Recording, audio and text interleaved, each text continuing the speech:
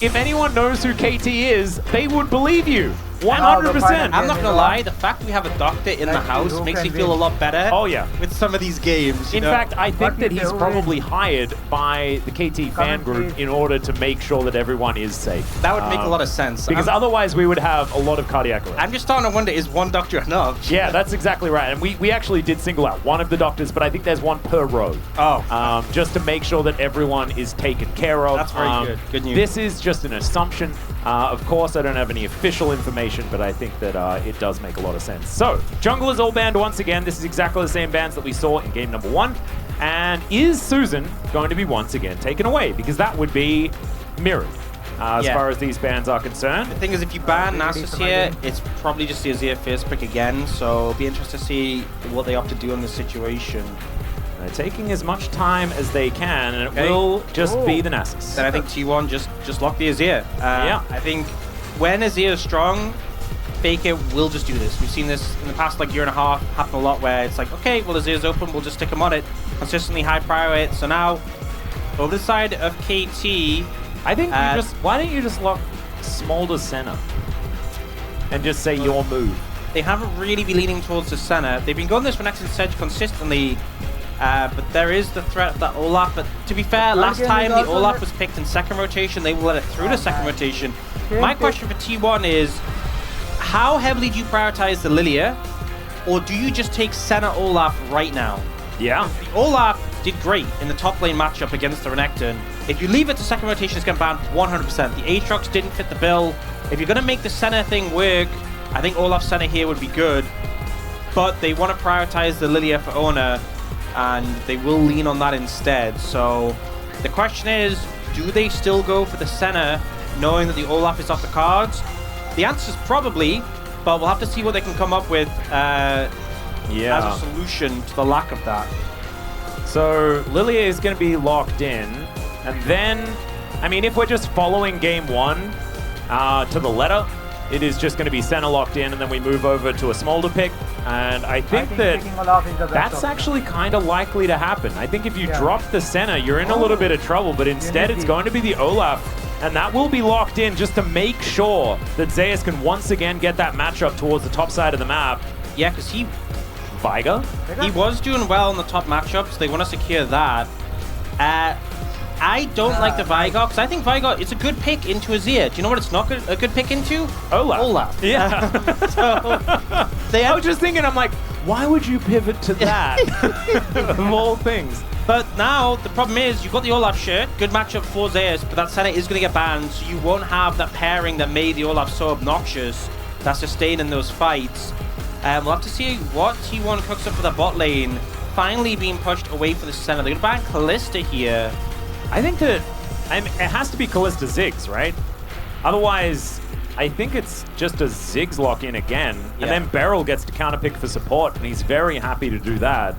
Honestly, I think if KT get the chance to do it freely, they can just go Ziggs Rel again. And you know what? That'd be very similar to the composition they played last game. You know why? Because it'd be exactly the same. Yeah. As the composition they played and it'd be relatively good, because in last game it was good. Yeah. As there's the Ziggs. So an understandable ban away here. According to and the ban, I think do they just go Seraphine, or is it just MF? I think you leave support counter picks from on port. Well, I wasn't thinking for support, because Deft has done it already. And it is another long-range mage that they could play on the bottom side. Yeah, I mean, I guess they could in theory. But again, into the Olaf, the CC is limiting. That's a very good point. So I think the MF, pretty good. We've obviously seen the value of the ult if you can get people to stay on it. Question is, what they're going to play support. They'll see what T1 pick up, though. We're going to see Jhin from just in the Varus last second. So we've seen the Varus rise up a bit in priority, not too much great success, but don't hit Varus to get some buffs a couple of patches ago. That really allowed him to find his way in the meta. And the question is, what does Carrier play in this situation? I think a lot of supports would just pick an engage support. That would be the standard for probably 90% of our roster in the LCK, is you just pick like whoever you want out of like Rel or Alistair or Leona. I think you just pick Rel, right? I think he's probably just going to pick the Rel. Right. And now Beryl will pick Alistair, and because that is the theoretical counter, because she presses her button and then you press headbutt. But we did see that this was a catastrophic failure yesterday. Yep. B&K, they were like, haha, we will outthink you by picking the Alistair. You cannot pick Rel. And then they picked Rel and they won. Because Rel's really good. So that is what KT are going to do. This is a different story, right? Duro, very new support here in the LCK, playing for B&K yesterday. This is Beryl, who was probably one of our best Alistairs in a really long time, in 2019, which was a really long time ago.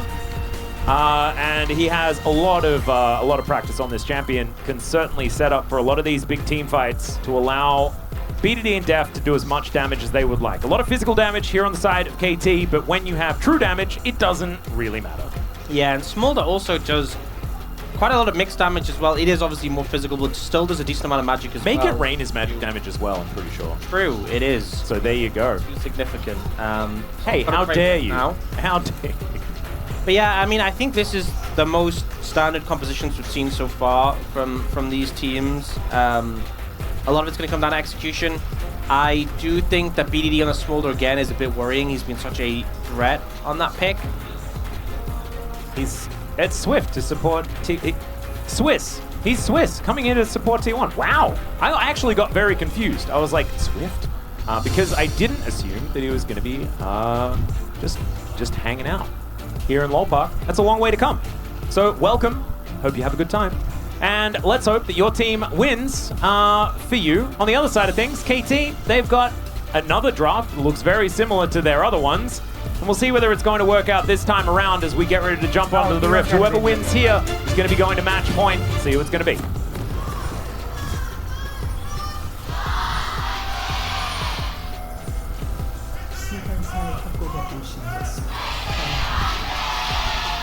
All right, I feel like KT are getting less and less hinged as far as the fan chants are concerned. As they should be. Yep, I think it's only going to get louder from here. Yeah. I'm a little concerned. One thing is that if Zeus has a good top lane, well, he's done well in this matchup in game 1. If he has a good time top lane, you have the double threat of Owner Faker. And really, I think, you know, if Def doesn't get a good ult, you're really relying on BDD to carry these fights. So, you know, T1, once again, playing a composition with more threats. But I feel like the Ziggs was more of a backup threat in game 2 than Deft can be in this one. So maybe a bit of concerns about that. Just depend obviously how things play out. I wonder if we see KT try to make something happen in the top lane before we get Zeus with ult, but he's actually not going to go top yet. There's a swap coming through. I wonder if he gets to spot it out. He does have a ward covering, so we should get information here. Olaf not going to play lane. Level 1 feels really bad. Yeah, and they are trying to hide it for as long as possible. As you can see here, Zeus just getting sliced on, and Deft is standing on a ward. I think he thinks that he's being tricky, but you can see from the fact that Zeus is backing away, they are going to get full information as to the lane swap that is occurring. As you can see that Beryl is still not really doing a whole lot of the laning thing, because of course it is just Perfect and Deft pushing out the lane. He's just hanging around, you know? Yeah, the cow is just, he's out of the paddock and getting stuff done. This is the danger though, because I think swapper for KT is good, and I think it's big that Zeus wasn't aware, so it takes longer for him to do this. But Olaf is one of the most annoying champions to have invade your jungle level 1. Ooh. Now he's sort of realizing that he's going to have to get out of here. As, all right, we do have the back completed. And Zeus will pick up a lot of the farm underneath this turret, as we can see. Yeah, it is only casters, so it's not a ton of XP. He will hit level 2, but he won't really be ahead compared to Perfect.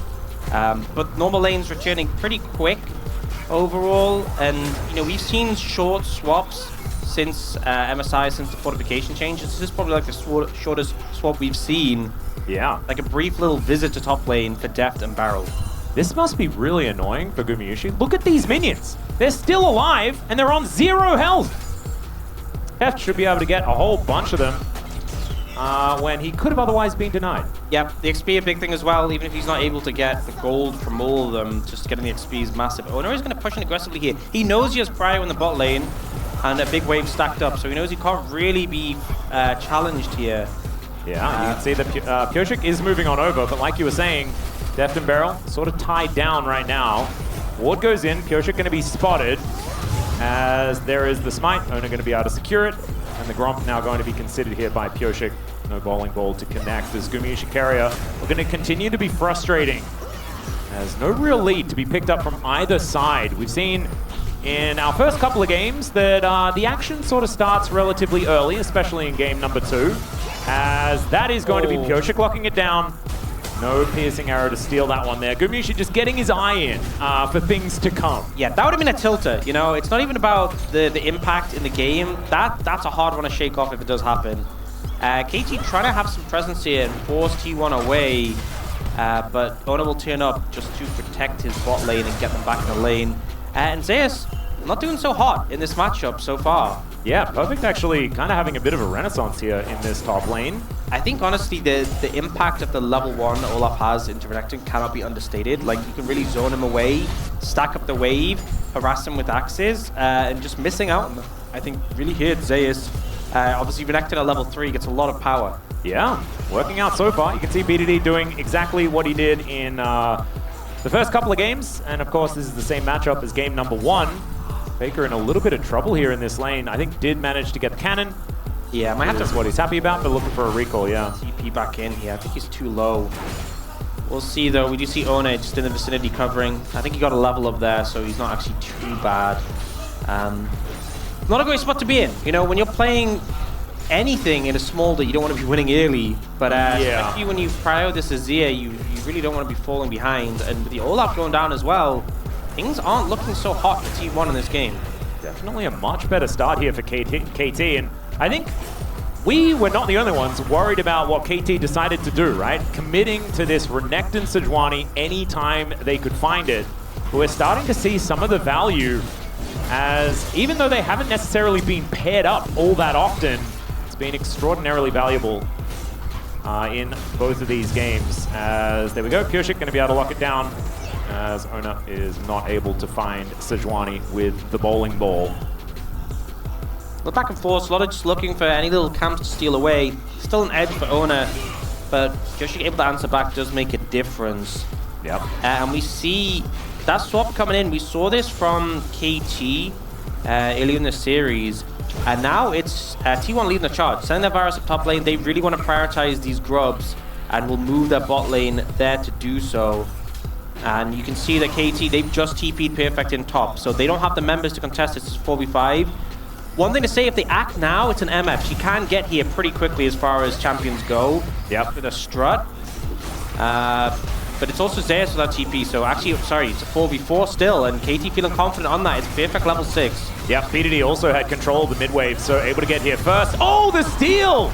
That was pretty sexy. T1, I think, can possibly even just move away from this, but you can see Carrier looking aggressive. That's a flash out from Beryl. Mum does a lot of damage to T1, but it is going to be just these 2 grubs that are going to be taken away. Another one, Gumiushi perhaps? No, not going to happen this time, as, yeah, Perf just going to walk up and stun the Varus. That's a crocodile. Yeah, he's pretty scary. He does have Dominus up and available. Gumiushi without the Chains of Corruption just yet. He's now just going to look for a reset, as Zeus is going to get hit by the double up from Def there. One of the most satisfying abilities in League of Legends, I think. Landing a good double up feels so good. Oh, it's so annoying to play against, though. The angles are sometimes fine. Oh, yeah. Bounces to the side. Very frustrating to go up against. I feel like it's one of Spaghetti's greatest achievements. Yeah. Is just how double up works sometimes. It's a beautiful thing. The ways it finds you. But yeah, I mean, so KT get 2. I think the steal for T1, they can be pretty happy with that one, but ends up being a 4v4 on the top side. And considering T1 swapped that bot lane up there, they're kind of losing out, you know. There's now a CS deficit in the bot lane as well. We talked already about how mid and top weren't going as good as T1 had hoped. We're now seeing an advantage for Deft in the bot lane as well between him and Guma, so things just going from kind of bad to worse, I feel like, for T1. It's not significant, right? The lead is very gradual, very small at this point, but definitely in favor of KT right now, I think, with how the game's played out. But Guma now has access to his ultimate. We'll see if the Varus can make some plays. They're looking towards this Renekton under tower. Possible dive avenue here as they're stacking up this wave. And they do have a lot of chain CC. Of course, Perfect will be able to just press Dominus and try to weather the storm, but this is... Yeah, this is real dangerous. I see what you did there. The ultimate has been precast, but there it is. I just don't know what he's going to be able to do here. He goes and has a nap, and that is going to be first blood going over to Ona. And meanwhile, underneath the turret here, Ragnarok has been popped, and Pyosik has to flash. Deft not quite able to grab it quickly enough, but still going to be able to lock down the kill. So both top laners are being treated to some top lane action, and it is just going to be relatively even. T1, though, do come out ahead by picking up first blood and a bit of extra added on farm and things like that. It must be Charles being the top laner. Oh, yeah. Like, honestly, it's just so unfair. Obviously, both teams trading here. BDD will get that cannon. Oh, that was very close. You see Faker really trying to make that caster minion do a bit more damage. This is so hard. Keria leads with the Q. They layer the CC. But because of the sleep, they can drop aggro, let the sleep come through, and then just move back in. Really hard to counter against. And then bot lane, you can ignore the CC, but between the Alistar and the Sejuani, they're so tanky. Barrel ignites, tanks the tower up for a bit. Pyosik takes a couple of hits, and then here, Deft flashes, and is just outside tower range. So only really the big bulky tanks taking tower hits means Zeus can't do anything in return. It is still going to be a lot of flashes utilized there. You saw Beryl, Deft, and Pyosik all having to invest them. Yeah. Ona holds onto his, Gumayushi his, Keria his. Perfect also, not going to be flashing. And Zeus, guess what? He didn't flash either. He did ghost though. But yeah, it definitely felt like T1 had a cleaner dive there. Now, they're looking for a redive here. Zeus doesn't quite have his ult yet. It's up very soon though, should be up by the time they're in position to dive. Ona could move down here, but he's got his Raptors to deal with. You know, there is some killing some camps to take down. The Ragnarok, like you were talking about, still up and available. Let's see whether this can work in a 3v2, as there is the Ragnarok coming down. Bowling ball avoided, as Beryl is just dead. That's the watch out eat from Ona, as he is going to get pushed back there momentarily. And that dive just straight up didn't work. Yeah, Beryl was pretty low HP before he ulted, so it just wasn't enough to keep him healthy. And also, Olaf has some true damage in the kit, so you don't get a full reduction against him. Good play there to counteract KT's attempt. And Ona now with 2 kills in pocket and already a farm lead over Pyosik, feeling pretty good. Now, Perfect can just renect in the wave. Yeah, he did just renect in the wave. Had to press W for that one, and will be able to... Oh, that's a little bit of a shame. Still going to get the experience. It's all going to be fine, but the result of this is the fact that Zeus is now up a wave. And he's feeling pretty good about it. Does have to go back now, so Deft is going to get some spare time with this this outer in the bottom lane. But with these grubs up and available, T1 with a much better position around it. And I think KT just going to have to be happy taking some plates for themselves, although Deft is going to be backing away. Yeah, so his thing is that Zeus isn't on the map right now, but he could be heading topside. KT don't know, so they have to kind of respect the fact that they don't have information on how many members are going to be there. I also think with Ona being so strong, it's a bit of a cautious one. So they're just going to give up the grubs completely and look instead towards the dragon. There's an ocean dragon first of all. Does mean that that's not going to be the soul, which is good news. Yep, and also the ocean dragon is an early dragon. It's pretty nice to sustain. It is 12 minutes though, a bit after laning phase. But T1, no hesitation. You take dragon, okay, we're going to take this top lane tier 1 and get some first tower gold. Well, Deft, he can make it rain. Makes things a little bit annoying there for Ona to be able to catch up. And that is going to be that dragon taken down. But I think the trade here, not exactly fantastic for KT. As you can see, we're ballooning to above 2,000 gold, the lead for T1 with not only first blood, but with now first brick on top of it. And these incremental leads that T1 have been able to put together for themselves have been pretty impressive considering the early game state that we did see created by KT. Yeah, it didn't look ideal, and they've managed to really pull things back in their control. I will say, a bit unfortunate, Keria picked up the gold there, shared with Guma. You can see they try to stall it out, so it'd be Guma's solo gold. Obviously a bit unfortunate there, but still Guma getting enough to finish off this Blade of the Ruin King. Is a bit nerfed on this patch for range champions, 5 less AD, 5% less attack speed, but still pretty good for the on-hit Varus. Yep, sort of one of these things that he still has to build. The Terminus Wits End build is also so tanky. Yeah, they also changed Terminus so it has more on-hit damage early, although if you're not rushing it, it's not really a major thing to worry about. I wasn't on this patch, it was like the patch before, I think. But not that much magic damage on the side of KT, so I expect a lot of armor to be picked up by T1 in this one. Now, finally back to normal lanes with a bot 2v2, but with Ona here kind of cheating, allows T1 to get another plate. Yeah, more money going over to Gumayushi and to Carrier. We haven't really been paying too much attention in the mid lane, as it is just trading a farm. That's it. It literally is. That's all they're doing. Yep, 100%. We'll see whether BDD can once again have a big impact, but right now he is in hibernation, I guess. Just looking to grow up, you know, as is the young Smolder's way. As Pioshik going to be taking his red buff and now considering moving forward, trying to find something to get done here on this map. The Rift Herald's going to be spawning in 7 seconds time, and that might be where they're going to be putting their attention. It's Faker moving down towards the bottom lane, teleport in hand. Yeah, it just feels like KT not really in position to contest a lot of these things, because the fact they have both Deft and Beryl down here, Faker's down here, but he's got TP, so it just feels like they're really not interested in contesting some of these early objectives. Yeah. Giving a lot of space to T1, not wanting to face them head on, which can make sense when you have that Smolder. You're like, let's just let him scale, but they are starting to fall more and more behind. This Herald could mean a mid-tier 1 for T1, which would be huge. Well, they are just going to take it. Let's see where they do put it down. Might actually just be plonked into the mid lane immediately. As Perfect and Zeus continuing to go at it here. See Perfect in a better position than he was in game number 1, but I think not in as good of a position as he was in prior. As BDD wants to grab this cannon, will be able to do so, won't be able to stop the charge, but also Shelly's not really going to be able to get more than just a bit of damage onto this outer turret, so not the most consequential of the Rift Heralds. Still going to be a lot of value as far as T1 keeping up the tempo, and as you can see, 2.7k going to be their advantage moving into this mid game that we're seeing upon us right now. First item buys to come in. Ona does have now his Leandries.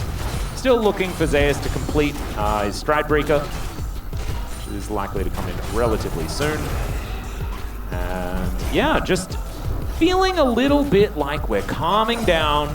KT probably okay with it because they have a Smolder and things like that, but I also think that T1 with Faker on Azir are also just a much calmer team. It's what it feels like to me. They're just ready to take things as they come, and they know that they can always just win a clutch team fight if they decide to. And I feel like in a minute 30, we're going to have that Hextech Dragon. That's probably where we're going to see the first real bit of action between these two teams, other than those dives. And already, T1 moving to try and set up some vision. There's a lot of wards down from KT in return. Stridebreaker picked up for Zeus, some spikes coming through. And this is definitely going to be the point of contention. You can see T1 trying to establish mid-prio before moving through. Yep, Death's going to be able to clear out these minions pretty quick, smart.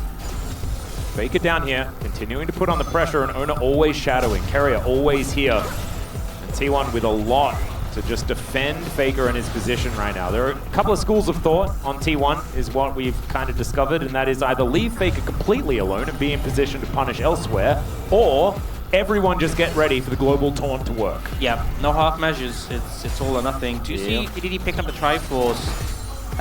He's going to make his way top just to clear out this wave. Does have teleport, so he's the one that is allowed to do that. 24 seconds. Dragon, and then KT already have one, so if they're not feeling it, they can just give this up.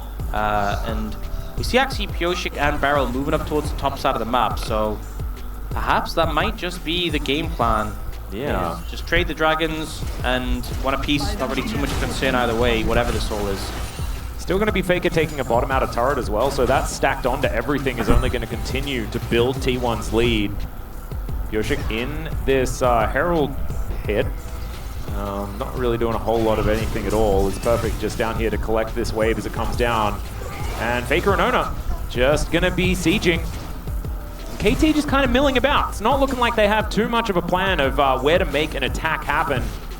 Looks like maybe they can fight for this dragon, but Banana Brush control not going to be something that they can actually get around. And it just feels to me like T1 using their chess pieces on the map just a bit better than what KT have been able to do so far. Yeah, the side lane of pressure from the Azir and Olaf did a pretty good job. And Zeus has TP ready. He's out of vision if they want to move. And I think KT just giving this one up. Yeah, looks like this one's not going to be something that they can actually fight for. We'll have a look at what soul it is going to be. Mountain Soul to come in. Good one. Yep, either team going to be pretty happy about that. And now looking to try and apply some pressure towards that mid-tier 1. Death could just hold the wave, so I don't think they're going to commit too hard. Yeah, decides that he doesn't even want to do that. Just going to be able to clear up these as usual, as T1 do not push any further forward. Okay, so yeah, T1 still with that lead, but nothing really come from that in the past few minutes other than just like these gradual incremental increases, which I think is fine. But BDD, you've only got about 4 or 5 minutes until he's going to be stacked up. Obviously playing into a Azir is a bit slower stacking than playing into a Yasuo, but he's been pretty consistent on those. And that's the point where it gets pretty scary. Yeah. So incremental advantages generally in a game of League of Legends is a fine way to win the game. But, you know, they always have to consider the fact that BDD will remain a threat no matter what the state of the game is once he has those stacks.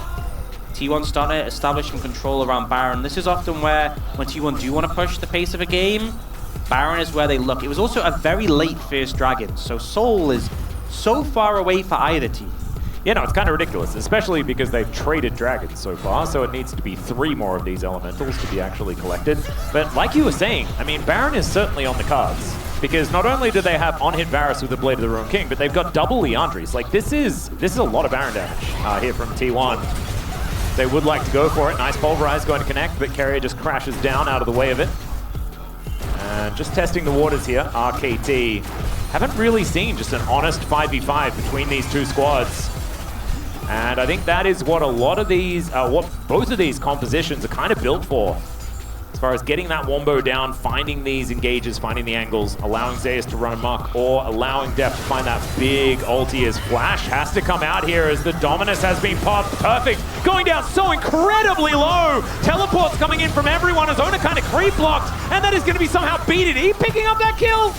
Nice. As a result, I think it kind of works out for KT in a weird way. Especially after also getting the flash. I think they're pretty happy. They get a shutdown as well from Ona. You see T1 trying to go for an aggressive play there, punish the Renekton in the side lane, but they just don't quite kill him quick enough. You see immediately, they see Perfect out of position. They're like, let's go, let's make this happen. Zeus is the one who ults, so obviously Perfect's not going to burn his stun on him. And this stun at the end on Ona, that little extra bit makes all the difference, and then Ona gets slowed, gets creep blocked, and now Faker is just dead. Okay, BDD gonna flap away from the wall, and you can see that little grin on BDD's face. Feeling pretty good as a 2-0 Smolder once again. This is kind of the problem, okay? Incremental advantages, you make 2 mistakes. It doesn't feel like they're massive mistakes, but now BDD's also picking up this tower. He is just suddenly monster fed out of nowhere. You know, he got the gold for the Faker kill, he got the shutdown for the Ona kill.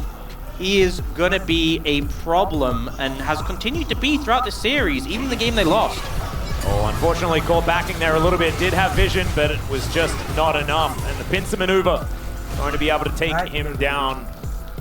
KT not holding anything back to kill him there either. They're like, nope, we're just going to press ultimate buttons and we will take you down. Pureshit going to land to the ulti. And of course, with a stationary target, it is going to work out. So, little bit of dropping of the ball here for T1, but not end of the world. And as you can see, it is still almost a 2,000 gold lead. So that has brought KT back about 1,000 gold. The problem is Smolder. Yeah, it's just the Smolder factor. And I think T1 might get to the point where they're starting to look for plays that could feel a bit desperate here. They are hovering around Baron again. BDD is 2 levels up on Faker now. And, you know, he's 2 levels up on everyone. Yeah, highest level in the game. This is not where you want the game to be. And remember, T1 is on blue side. You know, if the teams keep trading wins on blue side, that's fine. Whoa, okay. So Beryl was able to get the headbutt off, but unfortunately he headbutted the air. Yeah, but as I was saying, you know, T1 is on blue side. Blue side wins only so far in the series. If they're losing on blue side, it's really such a big advantage to KT, who didn't have side selection going into this.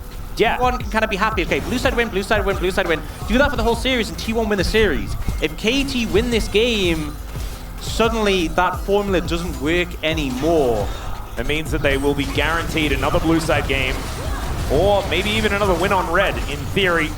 As of course, that's where they would be put back, but it does just give you so much flexibility in these games. I think you're exactly right. Feels like tennis, right? Feels like breaking a serve. Yep, 100%. If you don't manage to win on that blue side.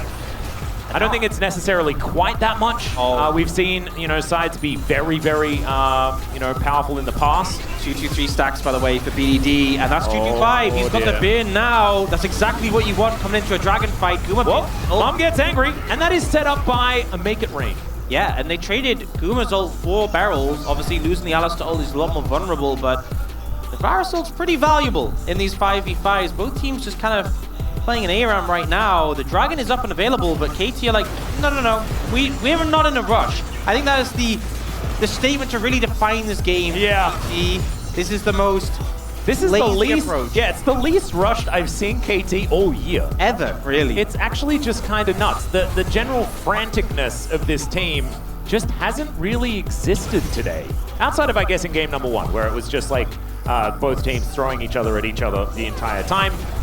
But that's fine. You need a little bit of that original Telecom War flavor. Oh man, it's so annoying as well trying to contest a wave against Smolder because you can just bounce the Qs off the minions and hit people. Yeah. He doesn't have rapid fire Speaking yet. of bouncing Qs, that's what Def does as well. Oh, that is true. A lot of bouncy Qs. And then he had a bouncy Q in game 2 as well. Oh man. He's only been playing bouncy Qs. They've been using bouncy Qs. We do see that bit of poke coming in return. But still, T1 just, they don't have an avenue here. They can't find anything. They're kind of just hovering around mid. And the Dragon's alive, but the longer this time passes, the more and more the potential of a soul is just out the window. Yeah. Like at this point, the earliest you can get a soul is what, like 34, 35 minutes? That's, by that point, the Smolder is beyond online. He's just downloaded the game and he's taken over. Yeah. He's fully patched and ready to go. Oh yeah. At that point. Doesn't need to worry. Is Gumayusi going to be able to clear out some more vision? Banana Brush control still there for T1. I mean, this is how turret confident, is still alive. This is how confident KT is in that T1 can't do the Dragon. Yoshik just went topside to do red buff. Like, yeah, what are you guys going to do about it? You know, let's just go back to farming. Let's pretend the Dragon didn't even spawn. Does the Dragon exist if no one actually enters the pit and kills it? Apparently not. Yeah, I don't know. Jonas Strong is going to have to show us to see whether that is in fact true. But that's 3 items for BDD. So the Dragon most certainly does exist. Yeah, and the thing is, you know, Triforce, great early item because you proc on every Q. Manamune gives you a lot of AD, procs on your Q as well. Rapid Fire doesn't increase your damage by that much. But the long-ranged auto is so powerful, particularly into a comp like T1's, to just how frequently he can get these Qs off. And now he's just going to become so much more dangerous. Yeah, especially when the Q is stacked this far, because not only does it benefit from having stacks, it also gets you more stacks, because you hit more Qs. Yeah. As Zeus there's a dragon! Wait. Maybe this is the way to take the dragon, is just to throw a Viking at it. You guys know there's a dragon up? Yeah, I just found out. Yeah. Thank you very much, Zeus, for showing us. Zeus is going to then deny its existence immediately afterwards, and will move away. Looks like neither team really wants to contend with there being an Elder Drake possibility on the map, as now Beryl could be in trouble once again, going to be trading his ulti for Gumayushi's. I genuinely think this is the longest, like a 3rd dragon has been alive all season. Yeah. Like, for such a long time. They just don't care about it. I mean, I think KT are just like, you know, we'll sit here and not take the dragon for another 20 minutes and just give BDD's at 260 stacks now. I mean, BDD is a member of the Dragon Preservation We have a dragon, yeah. You know, he's like, we don't kill dragons. I prefer to stay undying for, you know, 2 games in a row. That sounds great. Yeah. I'm loving the pacifist approach. Yeah, it's beautiful. From KT. Well, they are killing minions, but I guess BDD doesn't value minions on the same level as dragons. I'm starting to appreciate wanting to take down the dragons, though. They're looking pretty dangerous. Oh, yeah. As Carrier gets burnt a whole lot. Zeus is going to be giving his team a red buff. That is going to be the collection there. KT wanting to grab some buffs themselves. And I will say, this has been the least inspiring 3,000 gold lead I've ever seen. You know, they are technically ahead in terms of money, but I just don't feel it right now. It just doesn't seem to be relevant. No, I think that BDD is a little bit ahead in being Smolder. Yeah. Well, I will say, though, the problem. Bouncy Qs as well, by the way. So crazy if just a fight broke out and they got on top of him and just one-shot him. And we've been talking about this whole time. Yeah. And he just immediately... Wait, are they gonna... Hang on. No, they're killing the scuttle. They're killing the scuttle. Okay. But, we just Spry's orbed the dragon. He's killing the ward? And so the dragon does exist once again. He's like... They are really doing the pacifist run this time. Oh, yeah. I guess no one should tell BDD that they did kill that ocean dragon earlier. But I guess, you know, some people become vegetarians later in life. I guess you're not going to... Wow, BDD started up the dragon. He's not a member of the Dragon Preservation Society. Or maybe he left, you know? Oh, yeah, maybe he had to leave because otherwise they were never going to be able to get the objective. Speaking of objectives, T1, they're just going to run over towards this Baron, and the dragon will be taken, but can there be any responses? Beryl just dives in there. All right, maybe that's the response. It's perfect, just pokes his head in, and then hops out again immediately, and KT have stopped the Baron. Yeah, they started to take some damage, and I think they were really conscious of the freshly level 16 BDD pressing R on them in the pit, and just one-shotting them. He's going to call his mom, and it's one of those call your mom when his mom's really scary. Yeah. You know, have you had those friends before? And he's just like, no, I'll tell my mom on you. And you're like, no, please don't. Yeah. When you come over to their house, and, you know, you'll be doing something, and like a glass will smash or something, and immediately everyone... all the blood drains out of your face. Yeah. It's like, please tell me that's not one of the good ones. Oh, dear. You know what? If the mum's that angry, it doesn't even matter if it's one of the good ones. Yeah, that's very true, actually. You just have to be extremely careful. Speaking about being careful, KT carefully trying to assess whether this Baron is going to be taken down. That is going to be some vision given over. BDD going to be the one to answer the Olaf, as this farming is looking very satisfying. Unless you're a T1 fan, as Pyoshik, this is good news for T1 fans. Pyoshik a little bit too far forward.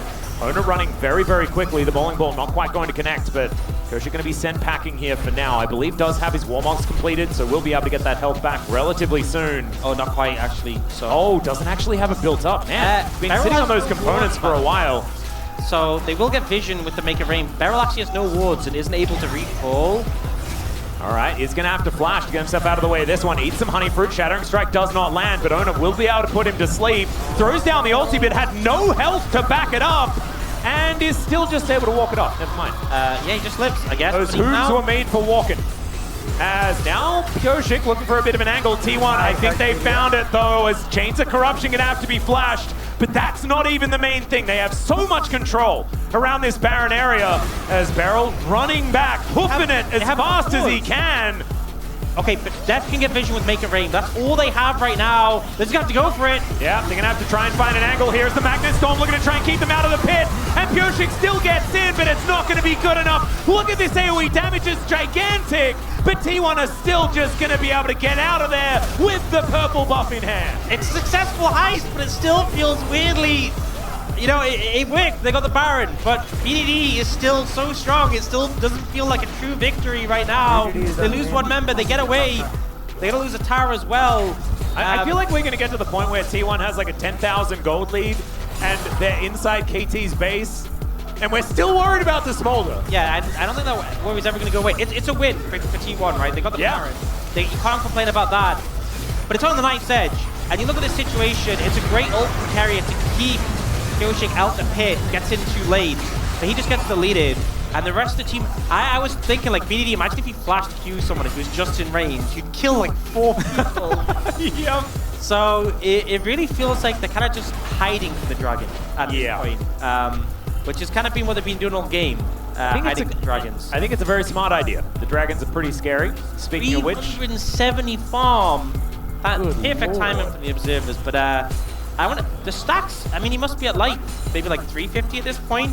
He's so strong. He's got Leandri's finished as well. And it's not like Faker is farming really badly or anything like that, like he's being shut out of the game. It's just everything's being funneled. He's caught every side lane. Everything has just gone into BDD, and it's understandable. He's now got 4 items, and they're all really good items. You know, this feels like an aiming Smolder game. Oh, it really does. I feel like we watched this yesterday. and aiming won a few of those games. So we can see that building up the Smolder is certainly something that does work, but now it's T1's forte. This is where they get to utilize their control of the map, and you can see able to take down inner turret in the top lane, and it looks like Zeus will be able to protect this siege minion as well, getting to work in this mid lane. Four grubs paying off as well. Yeah, this is big, especially against a Smolder. Baron pressures can be tricky just because he can shred the wave so effectively. The T1 keep pushing the gold advantage, but it still feels dangerous. And the thing is, Soul is so far away. Soul is just a non-factor right now.